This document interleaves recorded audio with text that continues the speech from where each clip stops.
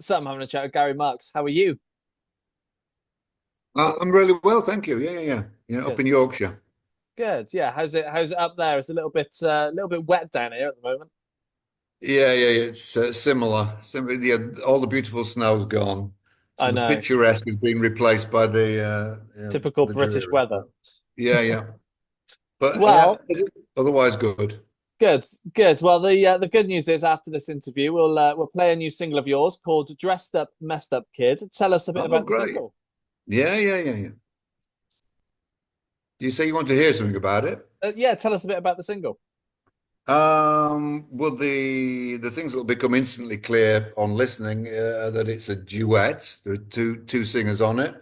And when I originally wrote it, it was that wasn't the vision. I just wrote it, and I sort of thought of it. I mean, the whole collection of songs I've recently done is a bit glam inspired, but this was sort of a little off to a side. And I saw it's a little bit like a Lou Reed type glam era song, just a kind of chugging along thing. So I sang it, and I sing in a very almost like a narration. I don't really like Johnny Cash or Lou Reed or Leonard Cohen, all those people. I'm just the narrator of the song. And then I'd got a list of people I wanted to invite, one of whom was my good friend called Jane Murphy. And I couldn't think which song to give her at first to sing. And then it struck me that the lyrics for this would work as a duet. So I did it with her, me and her sharing the vocals. And then I got the idea of contacting Miles Hunt. So Miles really liked the song. I'd sent him three songs and he liked all three of them, but especially this one. So he replaced he replaced my vocal. So yeah, the finished version is Miles and Jane sharing the singing, and yeah, really pleased with the way it came out. Nice. Yeah, absolutely. And that's off your new record called Green Ginger Jive. It's Yeah, half out now because it's out on vinyl, but it's coming out digitally as well in yeah. March. So, Yeah. what was the reason behind splitting it like that? It was sort of a sentimental thing in a way. I mean, the whole album is wrapped up in my growing up in and around Hull. So I didn't live in Hull for that long, but Hull was sort of the center of the places that I lived nearby. And then I ended up living there as a teenager, 18 to 19 and a bit.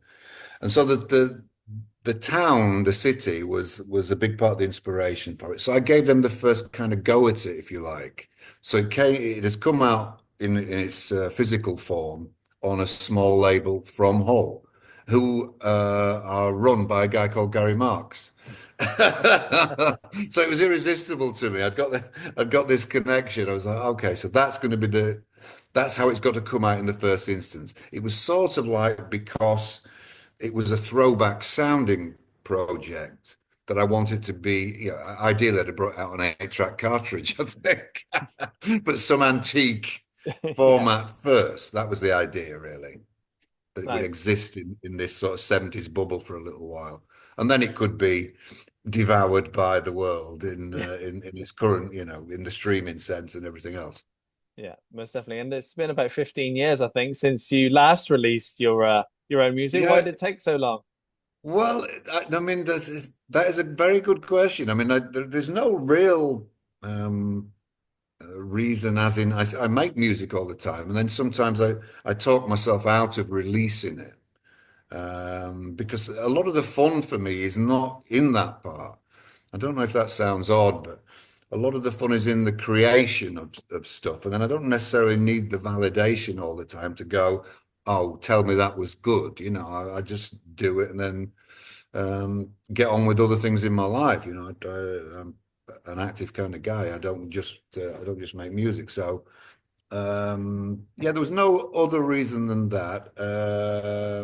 I'm sort of sitting on two or three different recording projects, thinking, well, which order to bring them out in it. So sometimes the people think I'm trying to be contrary, like I bring the least expected thing out first. But it's not really that. It's just the way it happens. What else have you got on the way? Well, there was a collection of songs I started around the same time. Some of these on Green Ginger Jive go back not quite to lockdown time, but maybe 2021, the oldest of them. And around that time, when we were all locked up for a while, I taught myself to play the violin. Not well, but I just got the rudiments of violin. And so I started writing some songs that incorporated that. And I will loosely say they're closer to the Sisters of Mercy legacy that people would sort of know me for, I think. Mm, They're darker, more intense kind of brooding sort of tracks. And this almost John Cale-esque, doing my impression of his viola playing, that crept in, not on all the songs, but a few, and it gives them an added spice, as it were. So those songs were written long, long ago, and could go through the same process as the Green Ginger Jive stuff did, as in just get the vocals to a better quality. And I may take the lead from this project and get some mm. other people in to sing. Because as I say, I'm sort of like a narrator. I like to sing, but I appreciate that people don't necessarily want to hear me sing 9 songs in a row. Because there ain't a lot of variety in what I do. So the guests might feature again. Not those same ones, but yes, some Yeah, people. mix it up a little bit. Yeah. And you mentioned the Sisters of Mercy. You're also in Ghost Dance as well. What's it like writing and releasing music under your own name compared to that of being in a band? Um, well, there are sort of good bits and bad bits. Obviously, I don't have to negotiate with anybody, which is quite a relief at times. Yeah, you can feel a little bit out on a limb, um, and I suppose both those bands were functioning well before social media was a big deal and all the rest of it. So you weren't getting that direct feedback. Somebody wasn't telling you how bad or good you were, every minute of every day. This song's terrible, Yeah. flashing up on your phone. So you didn't really need that network of support so much then. But I suppose there are times I'd quite like that. And to be fair, the thing about the guests was that it wasn't just like they came in and recorded something and then went. They had some kind of input and love of the project. So I was in touch with them for longer than just the time it took to sing a song. So yeah, that was kind of like the good bit of being in a band, I suppose, the camaraderie of it, and Yeah. yeah. Yeah. Fair enough. I'd like to talk a bit about the writing side of things as well. So for you, how do tracks normally start off?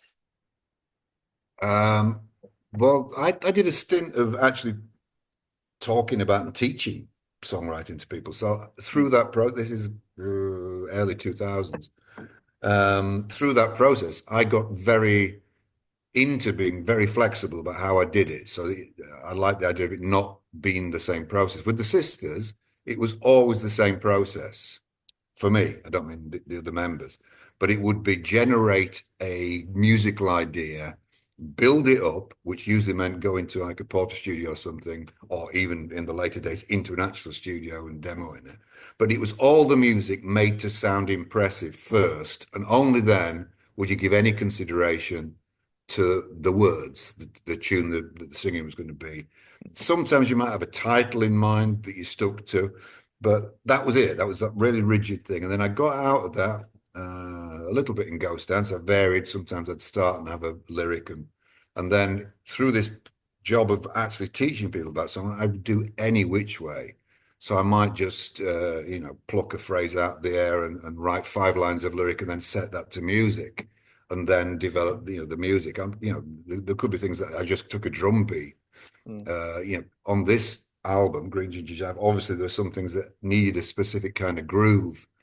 Whether it was a Bolan kind of thing or a Susie Quattro thing. So that might have been the starting point, but not, it wouldn't be like, oh, I'll do the whole 3, 4 minutes of that and then only then do something else. It would be like a trigger to start. Oh, that phrase sounds good, singing against, and it might, as I say, it might just be a drum beat I was singing to. mm, But yeah, so any which way. But a lot of um, the lyric always a lot sooner in the process, I suppose, is the thing that categorizes these songs as opposed to even early Ghost Dance songs were still like those sisters songs, as in get loads of music and only then start putting the singing on. It's sort of like almost like a a last a last thought. Sometimes think that's how Noel Gallagher used to write those Oasis songs, they were sort of like, oh well, it's a good tune, so the words don't really matter. Do you find it a struggle to create the lyrics at times? Not at all. No, I'm largely because of that thing I said, where I was encouraging people to be pretty open with what they might use as lyric. Mm, And so I obviously took my own advice and said, a word like deck chair can be in a song. It's not illegal. It yeah, doesn't have to be baby and this and heart every line. So once you get the bigger vocabulary in, which obviously lots and lots of writers are very good at. Once you get that bigger vocabulary, then it's and the subject matter could be this or it could be that, or it might not make sense if you like someone like Brian Eno and go look at the lyrics on an early Eno solo album.